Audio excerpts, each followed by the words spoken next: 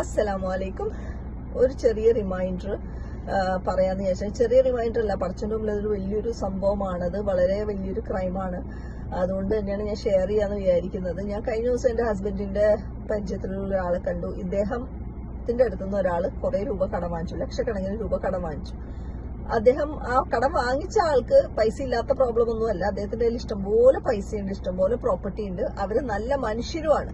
Okay, അല്ലാണ്ട് അവര് തട്ടിപ്പുകാരോ വെട്ടിപ്പുകാരൊന്നുമല്ല. അവര് നല്ല മനുഷ്യരാണ്. അവർക്ക് പടച്ചോനെ പേടിയുള്ള ആൾക്കാരാണ്. ആൾക്കാർ ഒരുപാട് ഹെൽപ്പ് ചെയ്യുന്ന ആൾക്കാരാണ്. പക്ഷെ എന്തോ അറിയില്ല, ഇവരത് വളരെ സീരിയസ് ആയിട്ട് എടുക്കുന്നില്ല. അതുകൊണ്ട് തന്നെ ഈ കടം കൊടുത്ത ആള് വളരെയധികം ബുദ്ധിമുട്ടിയിട്ടുണ്ട്. അദ്ദേഹത്തിന്റെ ലൈഫിലെ പല സിറ്റുവേഷനിലും, വീട് പണി വന്നപ്പോഴും എല്ലാം ഇദ്ദേഹത്തിന് പൈസ ഇല്ലാണ്ട് ടൈറ്റ് ആയപ്പോഴും ഇവർ ഈ പൈസ കൊടുത്തിരുന്നെങ്കിൽ ഇദ്ദേഹത്തിന്റെ ലൈഫ് ഈസി ആയേനെ. പക്ഷെ അവരത് കൊടുക്കാനുള്ള ഒരു ഇമ്പോർട്ടൻസ് കാണിച്ചില്ല. അദ്ദേഹം ആ ഒരു സങ്കടം ഞങ്ങളുടെ അടുത്ത് ഇങ്ങനെ ജസ്റ്റ് ഷെയർ ചെയ്തു.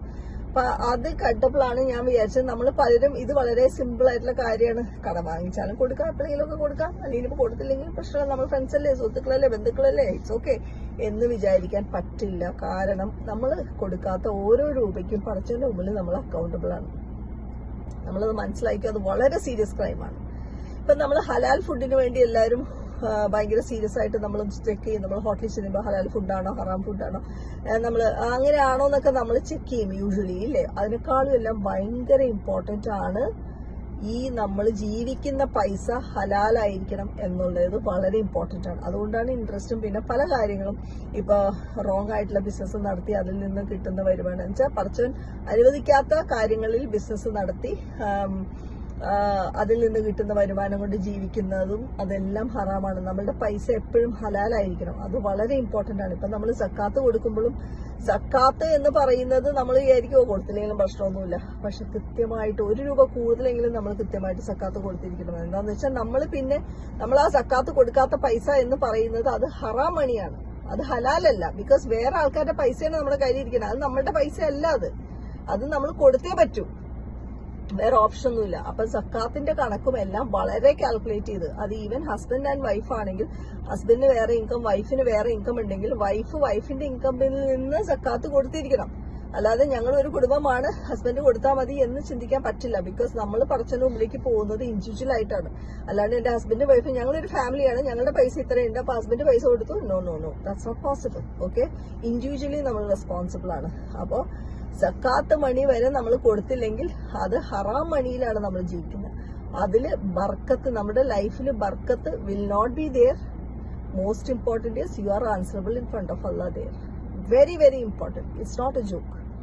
അതുകൊണ്ട് നമ്മുടെ ലൈഫിൽ നമ്മൾ ആർക്കെങ്കിലും ഒക്കെ പൈസ കൊടുക്കാനുണ്ടെങ്കിൽ ഇമ്മീഡിയറ്റ്ലി സോൾവ് ചെയ്തോളണം. ഈവൻ 1 രൂപയാണെങ്കിൽ പോലും അവരോട് പൊരുത്തപ്പെട്ടോണം. ഇപ്പൊ ഞാനൊക്കെ കടയിലൊക്കെ പോയി കഴിഞ്ഞ് കഴിഞ്ഞാൽ ചിലപ്പോ 1 രൂപ അല്ലെങ്കിൽ 10 രൂപയൊക്കെ ചിലപ്പോ നമ്മൾ അങ്ങോട്ടും ഇങ്ങോട്ടൊക്കെ ഇതാവുമ്പോ അവരൊരു അത് കുഴപ്പമില്ല എന്ന് ഞാൻ പറയാം, അത് പറ്റൂല. ഒന്നില്ലെങ്കിൽ നിങ്ങൾ പൈസ എടുക്കുക, അല്ലെങ്കിൽ നിങ്ങൾ അത് പൊരുത്തപ്പെടണം എന്റെ അടുത്ത് ഇപ്പൊ തന്നെ. അങ്ങനെയാണെങ്കിൽ മാത്രമേ അത് സോൾവ് ചെയ്യാൻ പറ്റുള്ളൂ എന്ന് പറയും. അത് ആ പൊരുത്തപ്പെടൽ എന്ന് പറയുന്ന ഒരു സാധനം വളരെ ഇമ്പോർട്ടന്റ് ആണ്. അണ്ടർസ്റ്റുഡ്?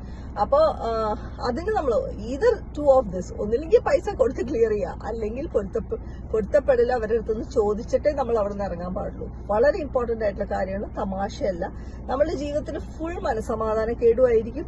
ഓക്കെ, ഇൻട്രസ്റ്റ് ജീവിക്കുന്നവരുടെയൊക്കെ ലൈഫിൽ ഞാൻ കണ്ടിട്ടുണ്ട്. ഇൻട്രസ്റ്റ് ഫണ്ടിൽ ജീവിക്കുന്നവർക്ക് ഫുൾ പ്രശ്നങ്ങളായിരിക്കും, ലൈഫിൽ ഫുൾ പ്രശ്നങ്ങളായിരിക്കും.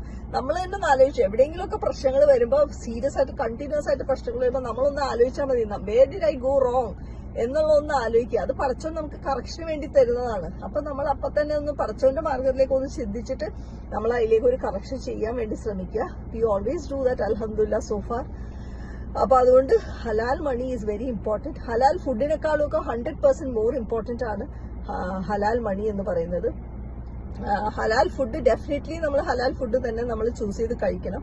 പക്ഷെ എവിടേക്കോ പഠിച്ച് നമ്മളോട് അത് ക്ഷമിക്കും. പല സിറ്റുവേഷനിലൊക്കെ വരുമ്പോഴും എല്ലാം നമ്മളോട് ക്ഷമിക്കും. അത് ഈവൻ ഒരു കടയിൽ നിന്ന് നമ്മളൊരു മുസ്ലിം ആയാലും നോൺ മുസ്ലിം ആയാലും ആരെങ്കിലും കടയിൽ നിന്ന് അവര് ഹലാൽ ഫുഡാണ് എന്ന് പറഞ്ഞു കഴിഞ്ഞാൽ നമുക്ക് അവിടുന്ന് കഴിക്കാം.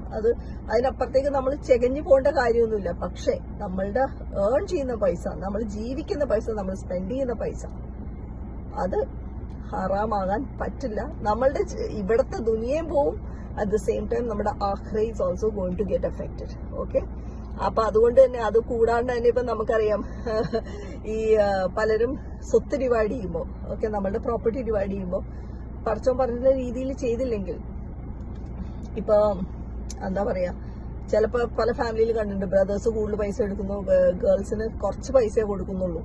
അങ്ങനെയൊക്കെ സിറ്റുവേഷൻ അവരെ പ്രോപ്പറായിട്ട് ഒരു ഡിവിഷൻ പറഞ്ഞിട്ടുണ്ട് ഖുറാനില്, ഇല്ലേ? അത് കൃത്യമായിട്ട് ചെയ്തില്ലെങ്കിൽ U are in trouble darling, U are in trouble.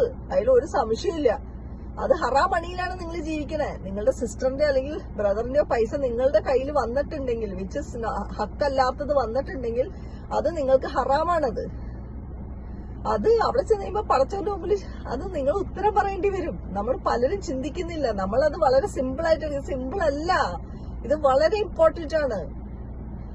ഞങ്ങളൊക്കെ വളരെ ക്ലിയർ ആയിട്ടാണ് അതൊക്കെ ചെയ്തിരിക്കുന്നത്. പടച്ചവൻ സഹായിച്ചിട്ട്, പടച്ചവന്റെ അനുഗ്രഹം കൊണ്ട് മാത്രം ഞങ്ങളൊക്കെ വളരെ കൃത്യമായിട്ടാണ് ഞങ്ങളുടെ ഡിവിഷൻസും കാര്യങ്ങളും എല്ലാം ചെയ്തിരിക്കുന്നത്. ഇനിയിപ്പോ നമുക്ക് കിട്ടുമ്പോ പലരും നമ്മളുടെ പാരന്റ്സിന്റെ സൈഡിൽ നിന്നോ അല്ലെങ്കിൽ പാരന്റ്സിന്റെ ഫാമിലിയുടെ സൈഡിൽ നിന്നോ അല്ലെങ്കിൽ എവിടെന്നെങ്കിലുമൊക്കെ നമുക്ക് ആരെങ്കിലും പൈസ തരാനുണ്ടോ അല്ലെങ്കിൽ നമ്മുടെ പ്രോപ്പർട്ടി അടിച്ചു മാറ്റിയിട്ടുണ്ടെങ്കിൽ സന്തോഷിച്ചോ, നമ്മൾ സന്തോഷിച്ചോ. കാരണം നമുക്ക് അവിടെ ചെന്ന് കഴിയുമ്പോൾ അവരെ പിടിക്കാം. മനസ്സിലായില്ലോ? പക്ഷെ ഇവര് പെട്ട്, മനസ്സിലായോ? അപ്പൊ ഹലാൽ മണിയിൽ ജീവിക്കുക എന്നുള്ളത് വളരെ സീരിയസ് ആയിട്ടുള്ള ഒരു കാര്യമാണ്. ആർക്കെങ്കിലും പൈസ കൊടുക്കാണ്ടെങ്കിൽ സോൾവ് ചെയ്തോ, 1 രൂപയിലും 10 രൂപയിലും വിളിച്ചു പറഞ്ഞോ, സോൾവ് ചെയ്തോ, പൊരുത്തപ്പെട്ടോ, എന്താന്ന് വെച്ചാൽ ചെയ്തോ. സിബ്ലിങ്സ് തമ്മിൽ പാരന്റ്സ് മരിച്ചു കഴിഞ്ഞിട്ട് നിങ്ങൾ സിബ്ലിങ്സ് ബ്രദേഴ്സും സിസ്റ്റേഴ്സും തമ്മിൽ പൈസ ഡിവൈഡ് ചെയ്തിട്ടുണ്ടെങ്കിൽ, ബ്രദേഴ്സ് കൂടുതൽ എടുത്തിട്ടുണ്ടെങ്കിൽ, brothers you are in trouble in front of Allah, not here, in front of Allah. ഇവിടെയും ഡെഫിനറ്റ്ലി നിങ്ങൾ ആ യൂസ് ചെയ്ത പൈസ ഇറ്റ്സ് ഹറാം money. Please understand, it's not a joke.